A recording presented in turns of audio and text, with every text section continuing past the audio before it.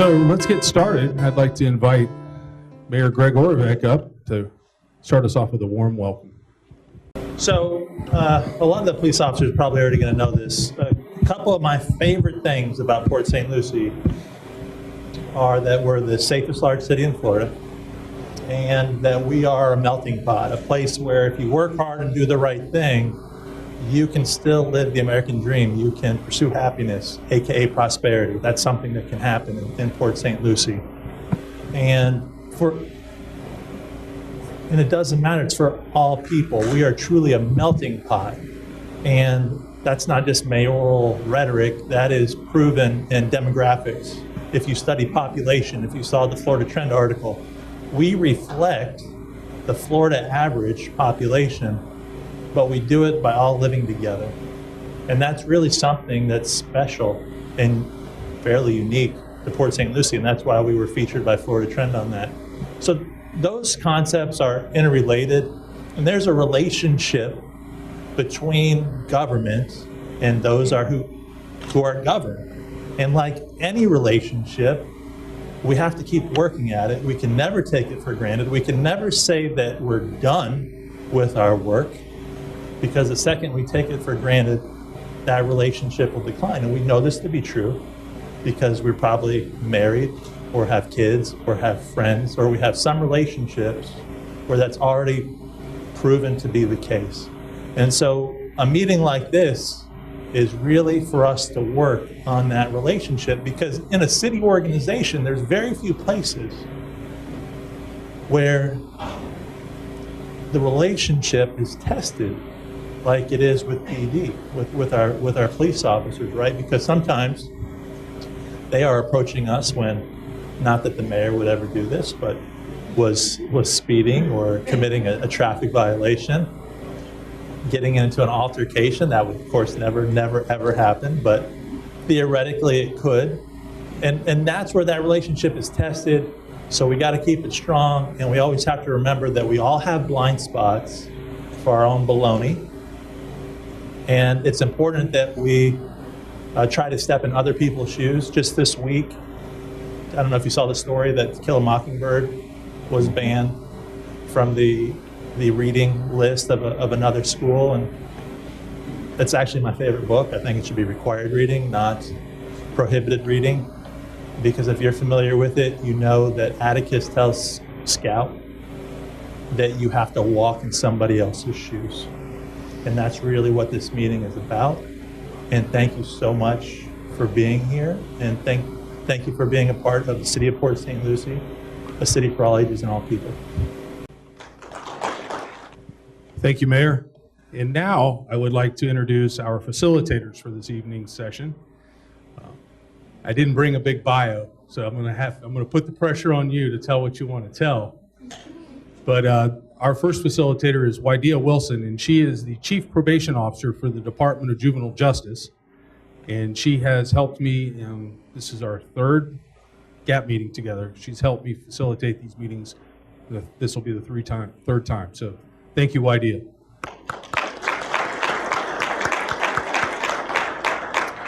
And our newest facilitator is Teresa Bishop. Teresa is the Executive Director of the Executive Roundtable of St. Lucie County. And she has traveled the world dealing with a varied amount of issues, everything from high crime rates to drug use in communities that are really struggling. And you've literally been around the world, haven't you? Yeah, but all of the big cities in America. But so we're very lucky to have Teresa here today also. So, Wydea? Thank you, Chief.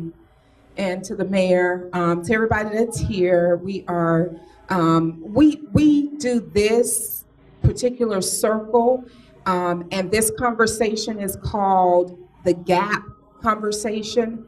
And it was originated with the Department of Juvenile Justice as a tool to reduce racial and ethnic disparities by having a platform that law enforcement and youth could come together and just understand where each of them are coming from. So that's why it's called GAP, GAAP, gaining appreciation by adjusting perspectives. And the only way that you can do that is that you walk in someone else's shoes. So this conversation that we're going to have, there are going to be questions that are posed for law enforcement officers, and there are questions that are posed for regular citizens.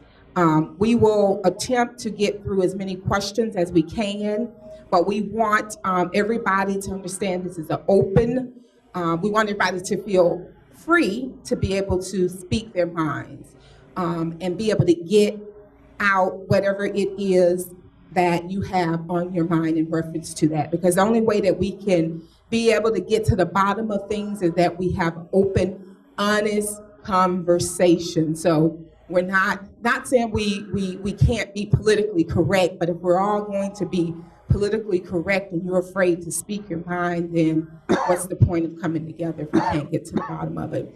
But before we do that, I just want to make sure if you would kind of govern yourselves and make sure that there is an officer, citizen, officer, citizen, officer, citizen, as much as you possibly can.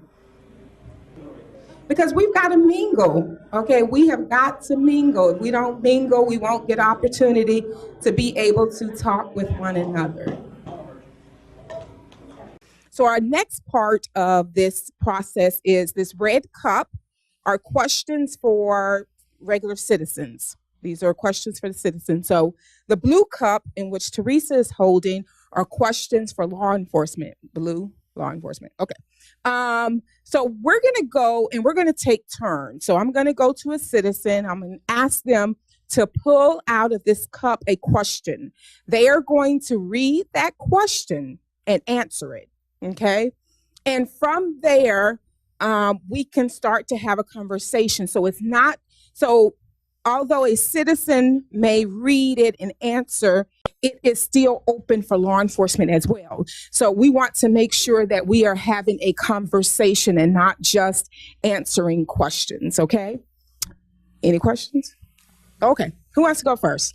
All right, the question is, what one stereotype do you feel some members of the law enforcement community have of citizens today? That's a tough one. I think the one stereotype that is probably more predominant is that officers don't get the respect they feel they should for the job that they do. It's not true of everybody, but we do run into individuals who feel that they don't owe us anything. They don't owe us any respect. They don't owe us the time of the day. I've been doing this job for 43 years on two different departments, and I can tell you that in the 1970s, it was a complete turnaround of that attitude towards law enforcement officers. I see it getting better in the last 10 years or so. I see it getting better, but I still think it's predominantly people don't trust us. They think all we want to do is put them in jail, and believe me, driving clear to the jail is the last thing we want to do. And I think the news media today overplays everything that they can get their hands on. We work the investigations. We know how much time it takes. You can't answer somebody's question on a 52-person homicide in 2 days. You cannot do it. But the media interjects their opinions. The media interjects their suppositions, and the story starts to spread and grow. Give us time to do our job. That's all we ask. So you said that you've been an officer for numerous years, and after 1970s, you saw it go down. What is it that you think caused that decline? In the 1970s, we were just finishing up the Vietnam War. Okay. I think a lot of soldiers came back from that war feeling they unnecessarily performed a duty, or they were unappreciated for the duty that they did. A lot of the officers I worked with on my previous department were in the Vietnam War, were called off to war. My high school friends were called off to war.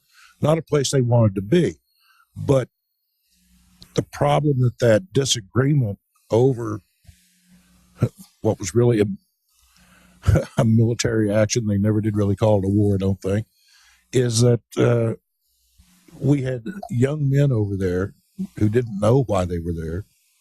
And we had people in the United States who were protesting about them being over there to the point of becoming violent against the people that were still here protecting their rights at home. And I'm talking about law enforcement officers. And I think it went downhill from there for several years.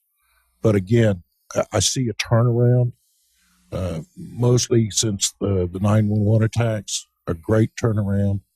And every day somebody thanks me for the job that I do, or thanks the officers that I'm working with for the job that they do, or they buy us lunch. And you don't know how deeply that affects us when somebody does that. That's just fantastic. It's a fantastic feeling. You can't describe when a perfect stranger walks up and says, I'm buying his lunch, but don't tell him, and then leaves the store. It's just a fabulous feeling. So this town historically has a very supportive population for the law enforcement officers. Most of the officers here really enjoy doing what they're doing here. They do their job well. They're all well educated, and they do the job well. So I think in Port St. Lucie, we get the appreciation more than some other places. And that in turn affects how you deal with people. If you were a parent, what would you do to tell them or your children about law enforcement and how to behave? I am a parent, so mine is pretty much simple. It's respect yourself and respect others. So when it comes down to law enforcement, they're here to help you and support you in any way that you need. So respect them and respect yourself. With my son, he's 6, and I have him say an affirmation every day. And what he says is, I'm smart, I love myself, and I'm a leader, not a follower. And the reason why I had him do that is because one day we were driving by and we seen a young guy getting arrested. And I said, I never want that to be you. So always respect law enforcement and anyone else in your community, and respect yourself. So that would be what I would say, or how to behave. An officer, what do you tell, any officer want to chime in? What do you tell your children about interactions that they have with law enforcement? No, I just try to show them that, it is an honorable profession, what we do every day, to go out and treat people how we want to be treated. And that had a big impact on my life growing up. My father was a police officer, so I got to see him put the uniform on every day and got to see that pride and stuff like that he took from serving other people. And that's what the job is really all about. And I don't think we should ever lose sight of that. Is we're just like everyone else. We're citizens. And I know our guys have heard me say this a million times. These are just rented titles. It's an honorable profession, what we do. But there's a start and an end date, and hopefully we leave it better than we found it. And but at the end of the day, we're regular citizens just like everybody else, and just treat people how you want to be treated. And that's what I try to get across to my girls every day, is to treat people how you want to be treated. And one thing I know that frustrates all law enforcement officers, not to get on a soapbox, but when I see parents do this, if I'm walking in a store and their child's misbehaving, the worst thing you could say to a child is, you better behave or that police officer is going to arrest you. And that frustrates me from a standpoint that we're protectors, and we want these children, especially if they're in a bad situation, to be able to come to us and tell us the problems that they're having. Because again, we're here to help them and protect them. So that's one thing that I know probably frustrates every law enforcement officer in here. So I agree with you on that, in that it's rough when you hear a parent tell their child, you better behave, there's a police officer. So I grew up, by the way, I'm from Chicago. Chicago isn't like what you hear on the news. Okay, that's not Chicago, so I'll make that clear. But I remember growing up, we weren't taught to fear the police. We had officer-friendly programs. I mean, it was different where it's a different time, but officers were on the street walking. We saw them all the time, and kids ran up to them. Officers were in the classroom with children. And that's what I remember officers. So I remember that today, that you guys are all really friendly and really nice guys, and you're normal, just like the rest of us. I don't fear you. I want to say hi to you. But the other thing that I think is, when you had made your comment about your son, it's more of a question, I think, and maybe I'm wrong, but do you fear when he's a teenager, do you have to tell him as a black child something different?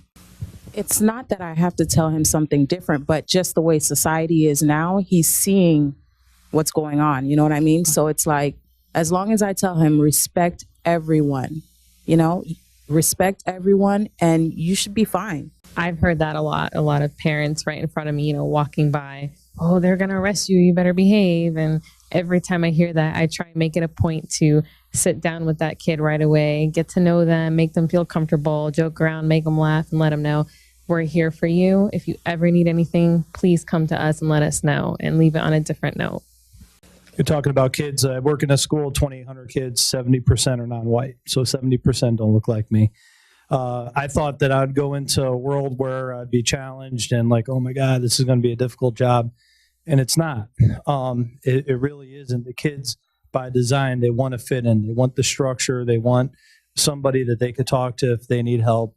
And what I promise them is, I'm like, if you're doing the right thing and you need help, I'd love to be a coach or a big brother to you. But I signed up for this. I take it serious, and I made an oath, to serve and to protect. And if you make a bad choice, you may be held accountable for the choice that you make. And I don't care what you look like. And the reality of it is, I spend a lot of time after whatever mess happens on social media or the news, I spend a lot of time discussing and communicating with the kids and asking them, hey, do you have any questions about this? Do you want to talk about it? And the one thing that I do, I can't really dissect an issue that happens across the country that I'm not involved with. I don't think that's appropriate. It's not right to do. But the one thing I could do is express how Port St. Lucie is different and who we are. Just like what you said, we are very different. We have training here that's unbelievable. It's very real. It's very we're constantly going to training. We have equipment. I have spike strips that I roll out. I work in a high school, I'm going to pop somebody's Air Jordans. I don't even know. It's like they gave them to me. I have them, but it's like I have them, and I'm happy to have them. But we have the equipment, we have the training, and not only that, when you talk about salary, also, our applicant pool, the people that we have here want to work here. We're taking people from other agencies that are progressive individuals, and we're hiring them because we treat our people good here, and I can honestly say that. And I think that's where sometimes things fall by the wayside when you work for an agency that doesn't have the money to pay people what they deserve, when you don't have the training budget and you don't have the equipment. And once you break that down and talk to teenage people, they understand that and they get it and they appreciate where they live and they appreciate us. And that communication is so important, because without that, I believe that you're truly, it's up to them if you don't sit and talk to them. And there's nothing wrong with telling a joke and talking about your kids or wife or family, because you do want to put that human aspect back into the job as well. One thing that I do appreciate while being here is that this is a very difficult conversation to have. And I see it when I go to school and when we have debates on issues like this. They're very difficult, and amongst my age group, which is teenagers, we can get very nasty very quickly, and I feel like we should have these conversations as well in other communities, just because there are different sociological factors that other communities have that we don't have, that would benefit from this type of conversation, just like the different type of perspective on law enforcement that where I was born in Brooklyn, New York, is different, if that makes sense. Okay. Yeah, I was just thinking about that as well. We, different people grew up with different backgrounds, but also kids learn from their parents, and they learn from the environment. And so if some kids in some neighborhoods, if the only time they saw law enforcement was when daddy, uncle, brother was getting arrested, then obviously they're not going to have a great picture of law enforcement. And so I think it's good to be able to understand where they come from, because in their world, all law enforcement in their mind has done was because they're kids. They don't understand that the reason why they were being arrested was because they were doing something they shouldn't. Only thing they understood is that this was a loved one. This was my father, this was my brother, this was my uncle, and that's all they know. And then all of a sudden they're being taken away. And so this is in some neighborhoods, not saying Port St. Lucie, but in some neighborhoods, let's just be honest and frank, this is what some people experience all the time. And unfortunately, that's why they have this bad perspective on law enforcement. And it's been something that has been passed down, generation. So, they've seen not only that, but then they've seen it on television, and we know how television is, okay? A lot of people learn a lot of things. A lot of us get our opinions about one another from what we've seen on television. Because a lot of times we're not spending that much time with one another to really get it from your experiences, but it's what we see. So again, like I said, we definitely have to make sure that we're having an honest conversation about, from everybody's perspective.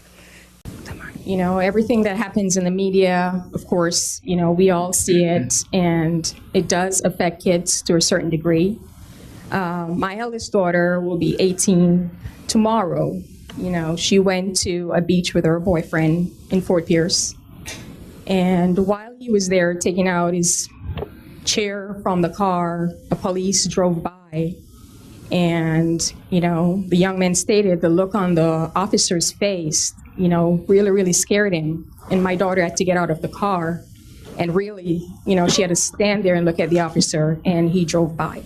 So in instances like that where kids are afraid, what do you say to them? I know you will be having an event like this for teenagers, which I think is really, really good. What do you tell your kids? You try to tell them to be respectful, but when they're in situations like that where they feel scared, what do you say to them? What time of day was it? It was like a Saturday afternoon. The sun wasn't down, it was probably setting. We've heard already mentioned the racial profiling issue.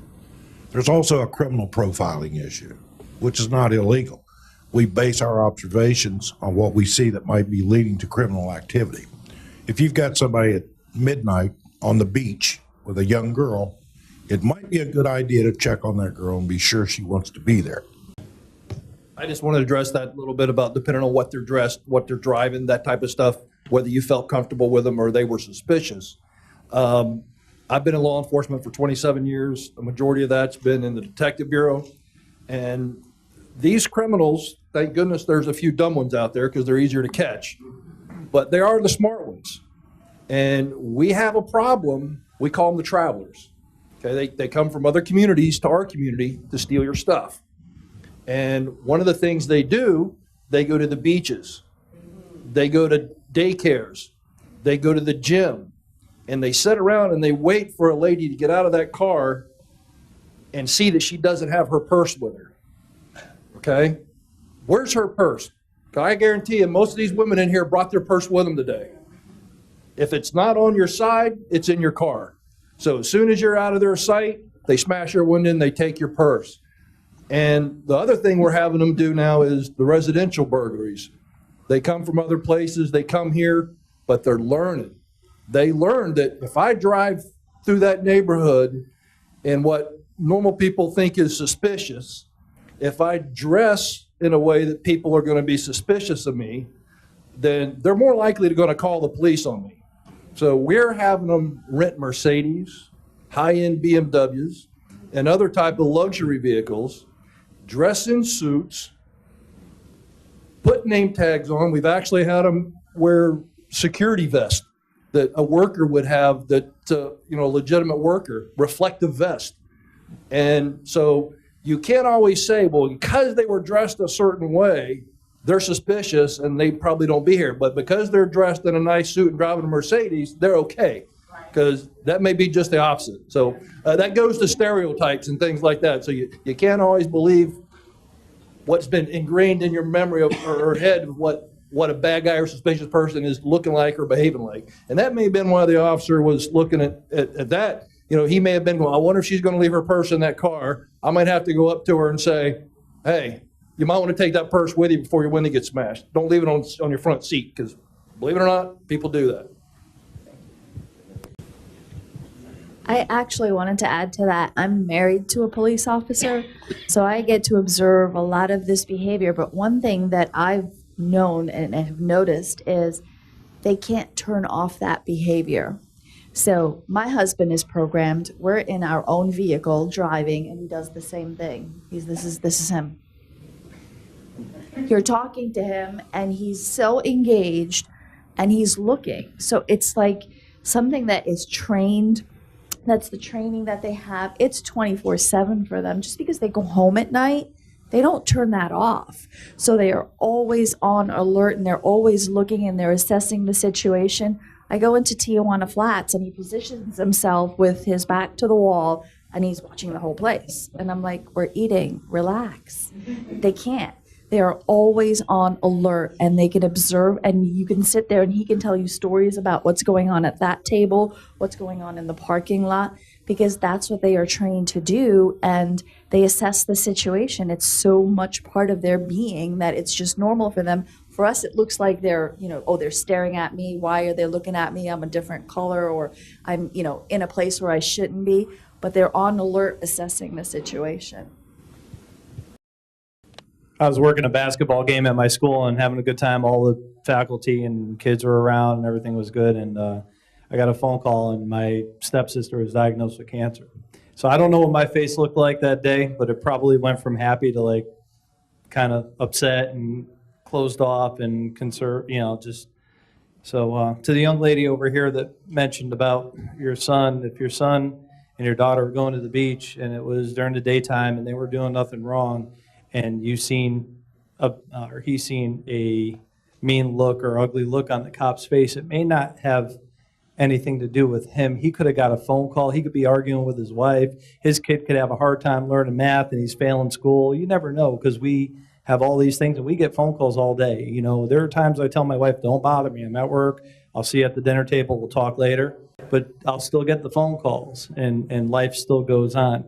The challenge to him is this. Say hello to the policeman. Say hello to him. Hey, how you doing? Okay.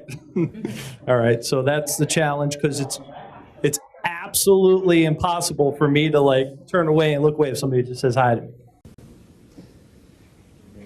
What other services can you or your agency provide to the neighborhood or community you serve, which most people do not know about or never knew existed? That's a good question. We sit here and think we do probably everything perfect, but I'm sure there's a lot of needs out there that people think we could be doing better. Just getting information out in a more timely fashion. I think that's a criticism in law enforcement. I think we've tried to do a better job of doing that. The word transparency gets thrown out a lot. And I think now it's even more important to be as transparent as possible. And we're making a concerted effort to do that through social media. We're trying to change with the times. We can't be so rigid to realize, this is a business. I believe that we're getting paid to provide a service, which constitutes a business. And if you're not changing in business, you're going to be out of business. And so people want information. I think we got to get that information out there, and we got to use the different tools that are out there now. And in the last couple of years, we've really changed and done that thanks to our communications department at the city. We're now on Facebook, we're now on Twitter, using the different things that are out there now that people expect it. Because let's face it, if you don't get the information out there, in a timely fashion. They're going to create their own narrative about maybe what's happened and rumors. And once rumors get out there, it's hard to change that narrative. So I think that's something I think that we could provide to our community, even improve upon, is using social media and things like that to get our message out there more effectively. What are the positives of having law enforcement officers present in your community, and what are the negatives? For me, the positives obviously are the perception that the presence of law enforcement is going to deter crime. You're likely to have a lower crime rate. What are the negatives? If you've got officers in your neighborhood, you probably have crime in your neighborhood. No, I can't think of many negatives, quite honestly, but it does raise the question that's related to some of the others that have been brought up tonight, is I can't help but wonder what challenges our law enforcement faces in Port St. Lucie in that we don't have an urban core. We don't have a downtown area like a lot of cities where crime is centrally located, or you're more likely to find crime as opposed to the outlying areas.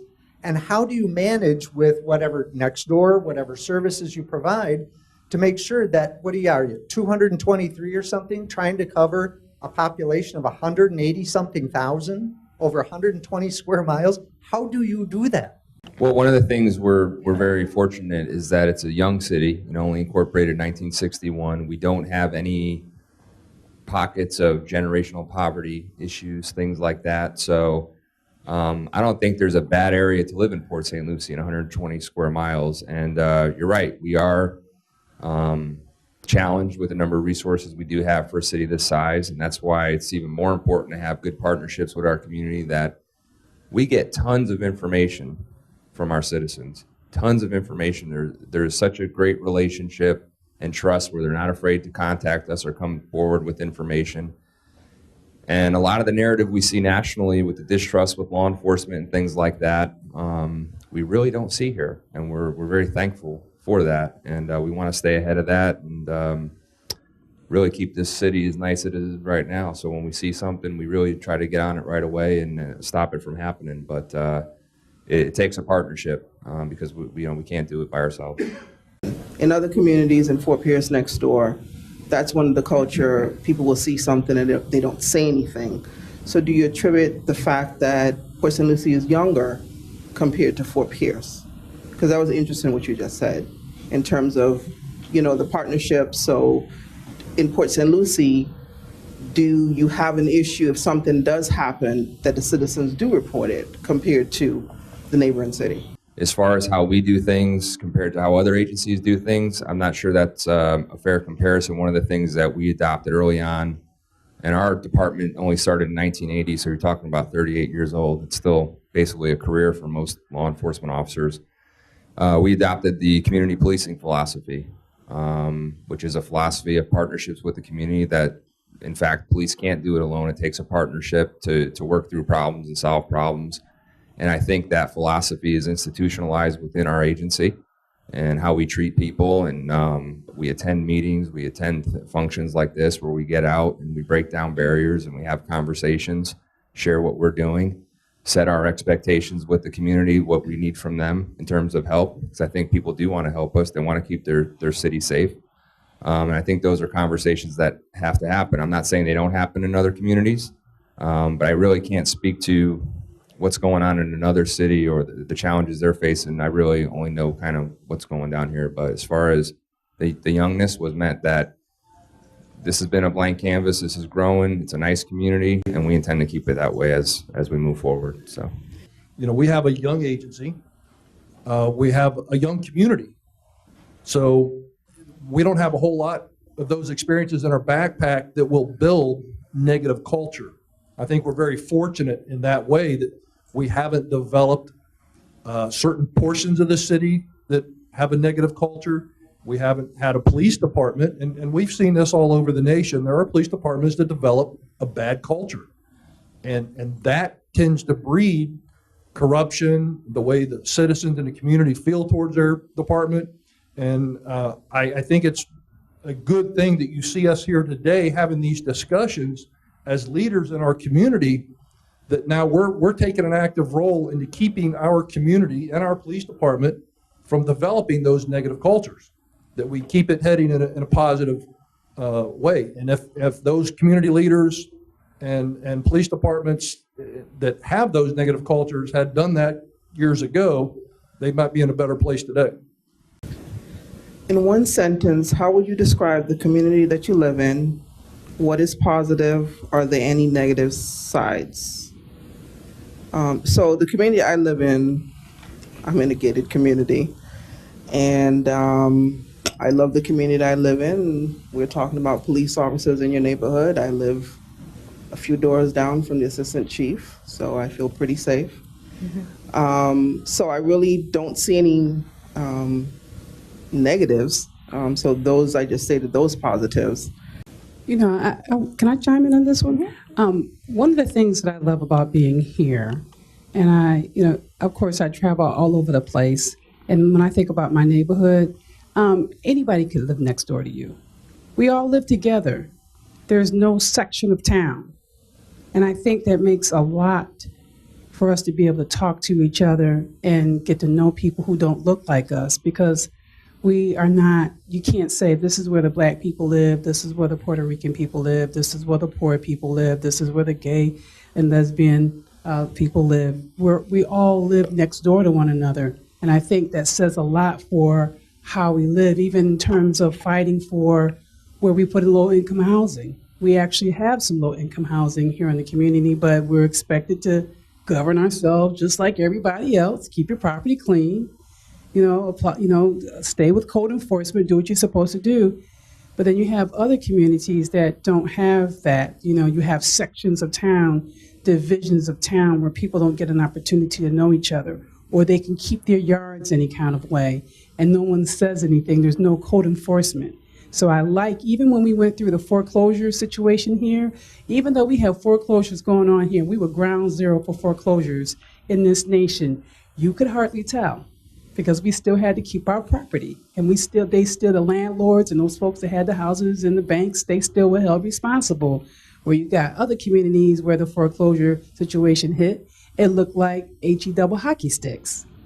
And folks were going into those houses and so forth. So it's all the way top down in terms of how our community protects, how we have protections for us in our community from us looking like, not being able to work together and live together. And that's why I love, and as I travel and tell other people about our community and how we even have these conversations, we're even willing to have these conversations, and we have the leadership that we have to say, we need training.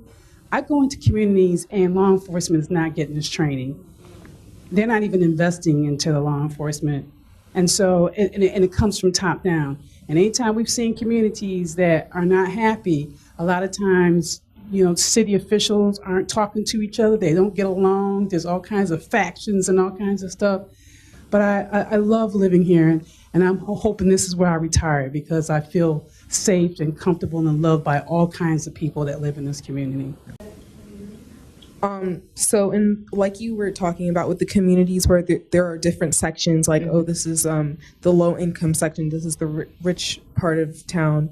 Is there ever some type of culture shock if our law enforcement? This is a question for law enforcement. Officers shoot their guns because they're scared, okay? And that can be because they're being, and all these tough guys in here aren't going to admit this, but she said, be real. Officer discharges his firearm because he's afraid. He's afraid for himself, or he's afraid for somebody else. It's alive and it's in danger.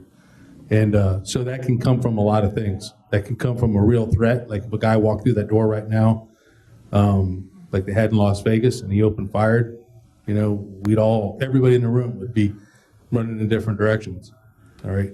Or it can come from a lack of training and not knowing what situation he's in, or knowing how to control the situation, and he automatically goes to his gun. We have a joke, firemen, when they don't know what to do, they put water on it. Police officers, when they don't know what to do, they put handcuffs on it, and a carpenter thinks everything's a nail. So what we try to do, and one of the things we take a lot of pride in, and this is not just the Port St. Lucie Police Department, but it's other progressive departments across the country, is give the officers more than one tool on their tool belt. Teach them to go to something besides the gun when it's not going their way. Teach them to use their brains. and give them the skill set that they need to think their way out of problems instead of fight their way out of problems. And I think what you're talking about, I think the term you were looking for is de-escalation. That's the term that's sweeping the country. We've been teaching de-escalation in Port St. Lucie since I started here. Fight your last option, you know? But we never called it de-escalation, so we had to rename some of our training. But I don't think the core of our training's really changed. We just the words we use because they're politically correct now. You know, everybody wants to know, are you doing de-escalation training? You know, yeah. But when a human being gets scared, they're going to do one of two things. They're going to fight or they're going to flight. Pat said, where's the nearest exit? Lieutenant Izzo said, well, we're not looking for an exit. We're going to take the fight to them if it starts right here. You know, that's the way we're trained. So, yeah, we can be aggressive sometimes. We need to teach the officers to be guardians before they're warriors. But trust me, when the chips are down, you're going to want a warrior in your corner too. My question is, does the department have a volunteer program? And if so, do you feel that program is worthwhile, or how do you use that program? Yes, we do have a volunteer program. And as a matter of fact, tomorrow morning I'm jumping on an airplane and I'm flying to Philadelphia to receive a international award about our volunteer program. So if you want to volunteer, our volunteers saved us last year $274,000 for the work they did in this community for free.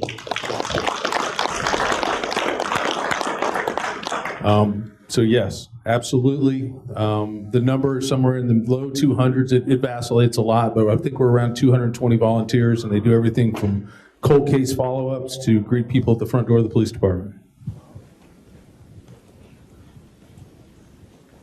I just want to make something real clear too. The St. Lucie Police Department is very involved. So I grew up in New York too, and I was just back there a week ago, and I was so surprised to see law enforcement with the level of weapons they have walking down the street. I couldn't believe it. But when I walk through Port St. Lucie, there's never like a threat look from the officers. The officers always are happy, and you guys definitely seem like you respect the citizen. So thank you for that. There was a point in time in my neighborhood where we were getting some teenage kids that would park their cars on the swale around our houses. I knew they weren't from the neighborhood, and the house across the street from me, on the back of their house is a canal. And I saw one night this group of kids going back there. I immediately called. Within 5 minutes, there was a patrol car, and they went out, they took care of the problem. So, I mean, the response is fantastic, the attitude is fantastic. So from my perspective, I thank every one of you guys that, and men and women that serve this community every day. Thank you very much. Next, we're going to go and we're going to just do some role playing. You know, I mean, some of it probably real. Because we want to, practice like we're driving and we're getting stopped by law enforcement, and what do you do? Because that's been the last year when we had the first forum. That was one of the conversations, and one of the topics was, how do you behave? What do you do? Because we have seen on television, we have seen on the news that numerous people have been killed by, whether it was their fault or not, but they have died after an encounter of being stopped. Again, whatever the reason, it happened after that. So we want to make sure that everybody understands what you are supposed to do. How are you supposed to behave? Because we know the minute we see law enforcement coming behind us, especially if you speeded, your heart's beating, is pumping really, really hard, and you don't want to get stopped because you don't want to get that ticket.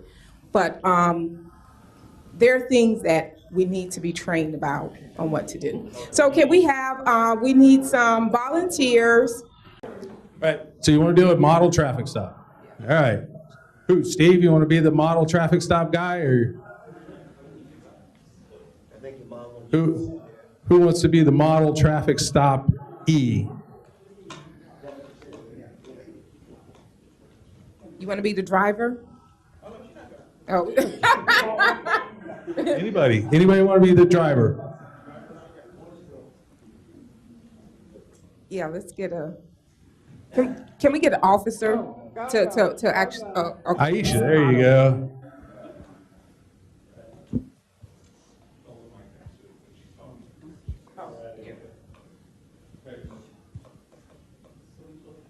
Okay, so this vehicle's speeding, so we're going to initiate a traffic stop. We call it out over the radio. The radio acknowledges what we're doing. We give the location, vehicle description, and the tag.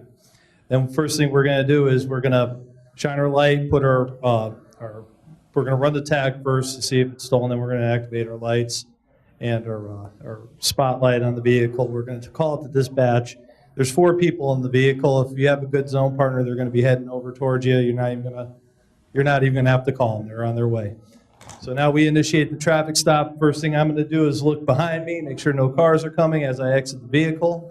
I'm going to have my light up. I'm going to shine the light into the vehicle. I'm going to come out. And let's say where the door is, right here, right where the door frame is, I'm going to have my light in on the driver, on her hands, and I'm going to say, "Good evening, ma'am. My name is Officer Brown, Port St. Lucie Police Department. The reason why I stopped you is your speed. Is there any justifiable reason for your speed tonight?" No, sir. I'm sorry. You're right. I was speeding. I'm not going to lie or make up any excuse. Okay. How's your driving record?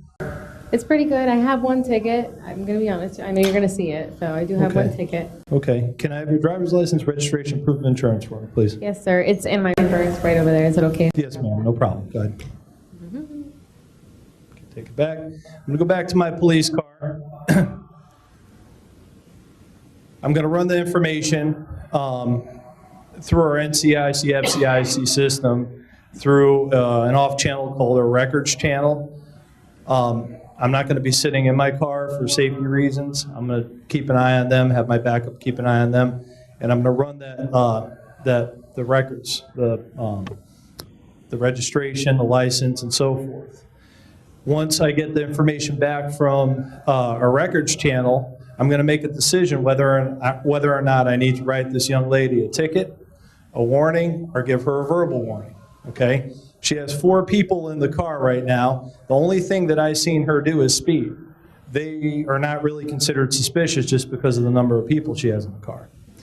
This is just a basic traffic stop because of her actions and what she did. She drove by me so quick, I couldn't see if it was a guy or a girl driving the car. She's moving pretty quick. I don't even know how many people were in the vehicle until I got up to her. So right now, I'm focused on the violation. Violation is the speed. I look at her driving record. She has a pretty clean driving record. She's very respectful, very polite, very receptive, admitted that she had an issue. So I'm going to write and I'm going to issue her a warning citation. I'm going to reapproach the vehicle using the same tactics as my backup approach is on this side. And I'm going to tell the young lady, here's your driver's license, registration, proof of insurance back. Please slow down. We care about your safety. Somebody in this vehicle or somebody in this world loves you. We can't replace you. Here's a warning citation. Thank you for being honest. Please correct the following driving issues that you have with the speed, and go ahead and buckle up. With the warning citation, there's no points, there's no fines. And do you have any questions for me? No, thank you. I really appreciate it. It's Okay, not no going to problem. happen again. Okay. All righty. Have a good night. And then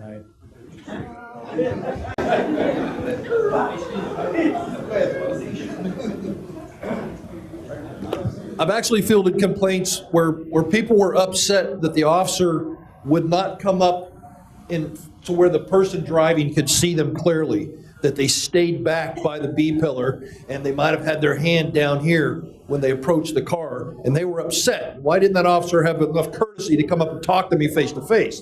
You want to explain why we position ourselves the way we do? we position ourselves in an area right here, so I could actually have a rear passenger. I could see him, see his hands, and then also for her, if she was to actually go ahead and reach for something and point it at me, go ahead and reach like in the center console area, come out. Okay, now go ahead and point it at me. Point it at me. Go ahead. I could retreat back to cover and engage her. As now she threatened my life. I'm scared. Okay.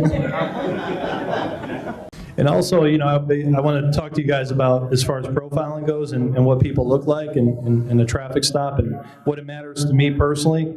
Do y'all remember Timothy McVeigh? What did he look like? Looked like a cop, right? What did he got stopped for having I believe, a screw missing from his license plate. I think he had a rental vehicle. And that's what he was stopped for. Yeah. So we can do a lot of anecdotal talk about profiling and that kind of thing. I'll tell you this, based on our background, like we talked about earlier, everybody has their own prejudice. And if you're sitting there telling yourself you're not prejudiced right now, you're fooling yourself. Go home, look in the mirror, and really think about it. So we all bring our own baggage to the playing field, all right? Being aware of your prejudice and not letting it control your behavior is what's important, all right? I've been a cop for 30 years. In 30 years, 4 people have tried to kill me, all right? Did things that I thought that could have or would have resulted in my death had I not been extremely lucky and or used very good tactics. All of them were white guys, okay? So my prejudice before that, growing up the way I grew up, might have been a little bit different. That as I have worked in this job now 30 years, I have a whole different set of prejudice than I had when I started it. You just gotta know that you have those and don't let it control your behavior. And the guy we had in at the last FRRI meeting talked about his prejudice and how a little old lady didn't scare him at all. And she liked it got him because he wasn't paying, he had his prejudice, like little old lady ain't gonna bother me, So it can go work really bad for the officer too. But so, the biggest thing is if both sides treat each other with respect, traffic stops don't come off without a hitch. And that's what we need to share. That's the whole idea about a traffic stop.